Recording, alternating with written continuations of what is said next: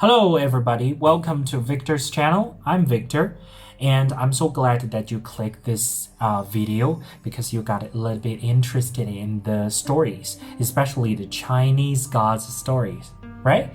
Okay, why did I want to talk about these stories? It's because, first of all, I grew up with these stories, okay? I kind of imagined that if I have this kind of power, superpowers, super weapons, I could defeat all those bad guys, just like Thor with his hammer. And who doesn't like this, right? And second, I checked a little bit on YouTube and I found a few stories about Chinese gods, all right? So I think if you want to learn a culture, learn Chinese culture, these stories could be a really good beginning for you, all right? Today, I'm going to share with you the very first story from a book, which is called 封神演义. It means creation of gods in Chinese. The very first story is called 女娲 mends the heaven. I'm going to introduce two gods to you. One is a water god. His name is Gong Gong. And the second god, a fire god. And his name is Zhu Rong. They had a little conflict in between them. Okay, so in nature, water and fire, they don't belong together, right? Okay, unless you have a pot. You could boil some water yourself and make a cup of tea maybe, but they had arguments. And then they had this fight, right? Zhu Rong won this fight, but Gong Gong got a little bit embarrassed or shameful or maybe a little bit scared. And he knocked himself against Buzhou Mountain. This is so serious. Buzhou Mountain is the pillar of the sky. It holds the sky from falling down.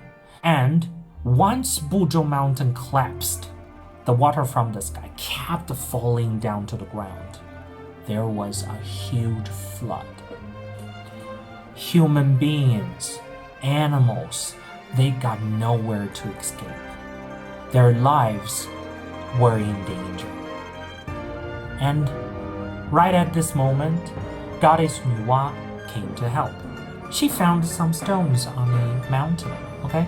She found that these stones contained so much power that she could use them to fix the cracks in the sky, okay? So she collected them and refined them into multicolored stones. After finishing probably like 99% of the project of this huge project, she found she still needed one stone, but she ran out of those multicolored stones. What could she do?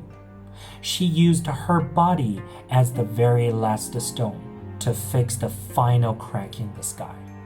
She sacrificed herself so that human beings survived. The animals on the ground survived. And the human beings built these temples to worship goddess Nuwa and to express our gratitude towards this goddess.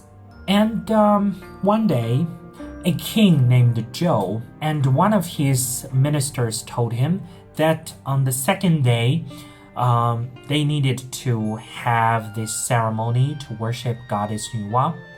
And King Zhou said, "Why?" And the minister told him the story. King Zhou decided that they need to go to the temple the next day. And right there, King Zhou did something he would regret for the rest of his life. And it cost his reign of China. And what happened? And if you are interested, if you want to know more, then subscribe to my channel. I'm gonna tell you the rest of the stories. Don't forget to give this video a thumbs up. I will see you in my